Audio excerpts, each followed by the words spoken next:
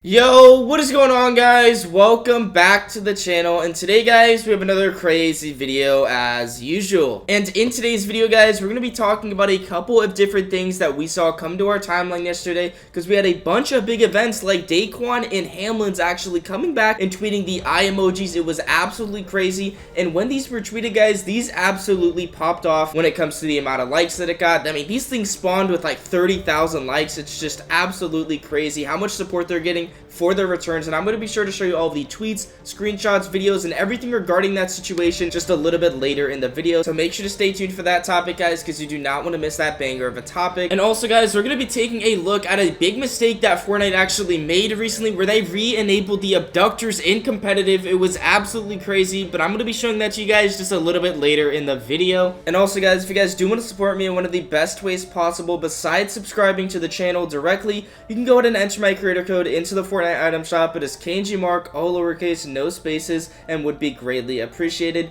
But now that that is all out of the way, guys, let's go ahead into the first topic of today's video, which is actually going to be about Daequan and Hamlinz and OPscT actually tweeting a bunch of things recently, and they might be coming back, guys. We don't really know the full situation on this story entirely, but I do have a couple pieces of information that I do think is worth sharing with you guys. And based off of their activity, guys, let me just clear from the start that a lot of these creators haven't tweeted a lot in the past year or two, especially Daequan. His last tweet was actually in 2020, and it said, "Feeling better than I have in years, always thankful," which is always a good thing to see from Daequan, because as you guys know, he was suffering with a little bit of mental health issues. I'm not going to dive into that, but I did just want to clarify how long it's been since these members have really been active. And here's Hamlinz's Twitter. The last tweet was on May 23rd, and the one before that was actually in 2020, and it's the same thing for OPscT. He has not tweeted since 2019, but it seems like all three of these TSM members actually tweeted this out with the eye emojis, and all of these tweets absolutely blew up. And it's no surprise that these tweets are just absolutely blowing up. A lot of people, like myself included, do miss these streamers a lot and have been waiting for them to make their big return. So it is very exciting for us to see that they are making this return with these, this little tease, this little eye emoji tweet. But as for their Twitter, guys, that's really all they tweeted was the eyeball emoji. There was only one tweet that they made, but actually Jake Lucky tweeted out a couple of interesting things. He's an esports guy. He's also an esports YouTuber, so make sure to go check him out. And also, guys, he did tweet some pretty interesting things when all of this was going down, like this one saying, "Breaking, posters of Daequan and Hamlinz being posted all around LA this morning, RT to spread the word." And there was a photo actually attached to this tweet of a poster that was on a wall in LA that said, "Have you seen these streamers?" And it was a photo of Daequan and Hamlinz, and then a YouTube logo at the bottom that says, "Find the streamers." And then he replied to that original tweet saying, "No, I'm not joking, more soon, hopefully." And you can just see a bunch of these posters all over the wall, and I'm sure it was on multiple blocks. And then another reply saying, "Hamlinz and Daequan spotted in a different part of town as well." And it's pretty clear that, they're just trying to spread the word, "Have you seen these streamers?" And then they do have that YouTube link at the bottom, in which Jake also tweeted this out saying, "The TSM Daequan and TSM Hamlinz posters seem to be directing to this YouTube channel, likely going to be tied to whatever happens next." And then he showed a screenshot of a YouTube channel, which, if you guys do remember, on those posters, there was a YouTube logo at the bottom with "Find the streamers" next to it. So it was sort of hinting you to go to that YouTube channel and find out what's happening. And at that point in time, guys, if you went to the YouTube channel, there was actually nothing on it. There was no videos, there was no live stream, there was no clips, no shorts, nothing at all. And then Jake actually tweeted this out saying, "The plot thickens for Daequan and Hamlinz.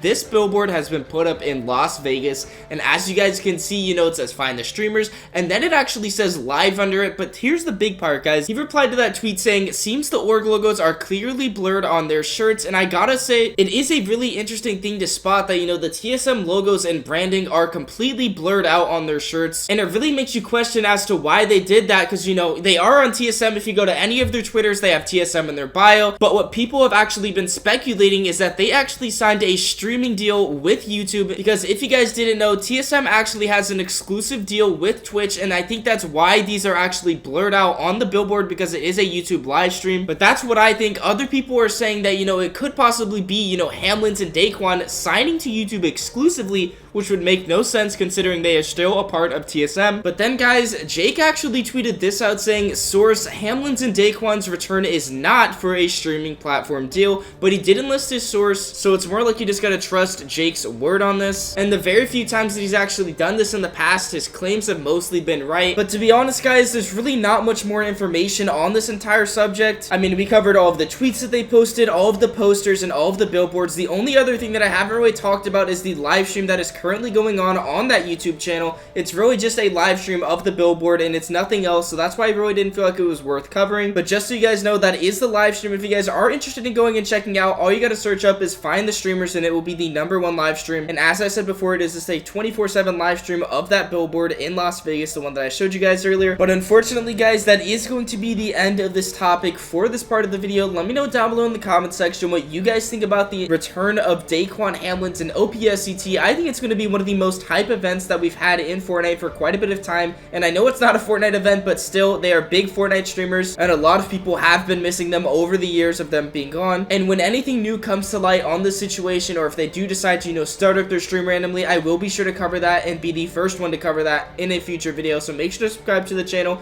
with all notifications on so you do not miss that banger of an upload. But now that that is all out of the way guys, let's go ahead and head into the next topic of today's video, which is actually going to be about the mistake that Fortnite made where they accidentally re-enabled the Abductors in the competitive playlist. And as you guys all know, I did make a couple of videos on this and how the pros absolutely hated these items in competitive. It was just so unskillful. And if you guys weren't aware of what the Abductors actually did, I'll go ahead and show you a quick 10-second clip of pretty much what happens to you when you get abducted and why you can see how broken it is. Roll it.